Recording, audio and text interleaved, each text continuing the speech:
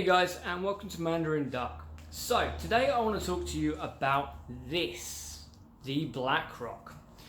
There's two reasons why I want to talk to you about this bow. First and foremost, I see these bows everywhere. I've seen them all over eBay, I've seen them over Amazon and even on Wish. And I've always wondered about them because they're always marketed as cheap bows. Sometimes they're hunting bows, sometimes they're marketed as long bows.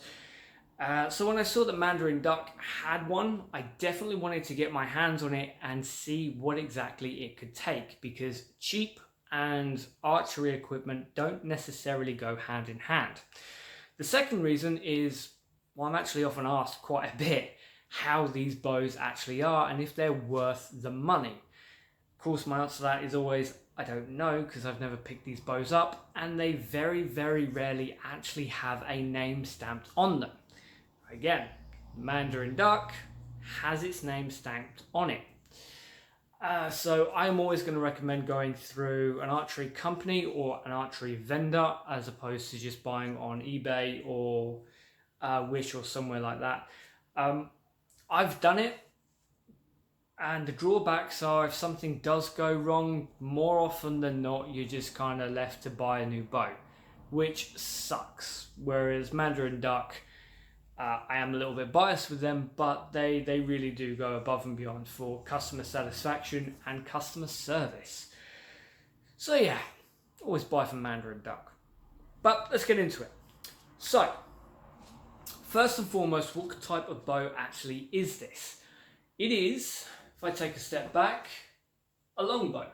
It is a modern takedown longbow. You can see with this beautiful D shape of the limbs when it's strung up. And it shoots and it feels just like most of the longbows I've actually shot, which was a surprise. I was thinking it would be more PVC, but it was a happy surprise. The limbs themselves are high quality fiberglass. The limb tips are nothing special. I certainly wouldn't recommend putting on a fast flight or a Flemish twist string onto these bows. Keep it with the Dacron string that it comes with, and when it comes time to replace the string, I personally would recommend replacing it with another Dacron string. There's nothing fancy about the limbs, but again, they do the job. They're held in place with a single bolt system and the shape of the actual machine riser itself. It fits in quite snugly with a simple bolt that goes through. Now the other end of this bolt is a silvery metal piece. Now this, when it comes time, if you feel it needs to, this is where you'll be tuning the bow from to get that little bit of extra precision if you feel the bow needs to be tuned.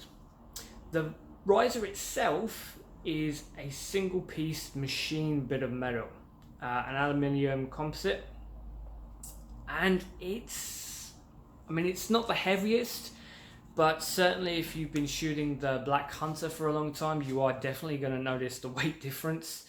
The riser itself is tapped for sights and an arrow rest. I definitely recommend shooting with an arrow rest as opposed to setting up to shoot off the shelf, because it is cut past center. But I do feel the need to point out, when you buy this from Mandarin Duck, you will get a single pin sight ready with it, as well as an arrow rest with it as well. So definitely make use of what they've got, unless you've already got something better. And of course, there's nothing stopping you from putting your own personal sights on or your own preferred arrow rest if you have them. Going down the riser, the grip. Now the grip is something of a big deal. This is nothing fantastic, but where it does kind of leads into what I think this bow is actually marketed for. The fact that this bow is the way that it is means that you can drop it in the mud, you can throw it on the ground, you can have it out in the rain, and then you can just wipe it off. So it is really meant to be taken out into the dirt and shot in those kind of conditions, which has a lot of merit for the survivalist archers out there. Now I'm bringing that up because just underneath the riser is a compass. Now on a personal note, I find this fantastic because I actually have a compass and it doesn't work. But the compass on my bow, on the Blackrock, that works. It just makes me chuckle. So, on the same level as the compass is where it's tapped either for a stabilizer or most likely some kind of fishing reel for a bit of bow fishing. Everything about this bow that I've seen, every time I inspect it, it does put it into my head that this is designed for the survivalist archer. Maybe even a hunter, although I think it would be a lot better to hunt with a recurve bow, but that's personal preference. So that is the bow. That is the whole of its features. Now, when you do buy this bow from Mandarin Duck, you will get a tab with it, you will get an arm bracer, you will get a few Allen keys to set it all up for yourself. But for me, this bow really does scream as if it's meant to be a survivalist bow. Now, there is a survival bow out there, and that is a longbow. It's a single piece, I believe, of aluminium. The limbs fold out. I'm sure you've seen it. This seems to me to be a takedown equivalent of that kind of bow. Now, the limbs do come off, obviously, as it is a takedown rather than just folding in. But as it's not limiting you to instinctive archery, and the fact that the Blackrock can be set up with sights if that's how you prefer to shoot, it can be set up with an arrow rest, which means you're not reliant on feathered arrows. You can also use plastic vein arrows as well. For me personally, it does seem like the better option. And of course, even though it is a little gimmick, the fact that it has a compass built into the riser, well, that's just one less thing you need in your survival bag if, as I say, you are going to do it. This bow is actually a pretty damn good shot. Now, when you get to the 50-60 yards, it might start wavering a little bit, but I was getting some pretty good shots and reliable grouping with this bow. I was very surprised. And again, I've not been treating this bow nicely. I've not put it into its arrow rest when I've shot all my arrows. I've thrown it on the floor. I have been quite nasty to this bow just to see what it could take. And it can take a lot. So, despite this bow only actually being 52 inches long, it feels like quite a long bow. Pun not intended, but happily that's there. So walking around woodland areas, it does feel a little bit cumbersome, but it is definitely something you get used to. Now, the draw weight is only one option. There is only the 32 pound option available, and unfortunately, if you're a left-handed shooter, it's not the bow for you. But I do want to show just how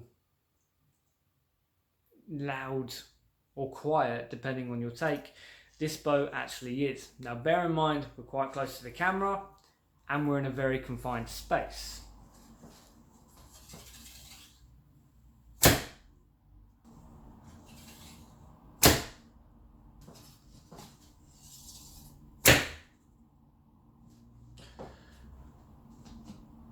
I mean, as I said, I have not been particularly kind to this bow. I've given it a lot of abuse, short of dry firing, never dry fire a bow. But it has taken it.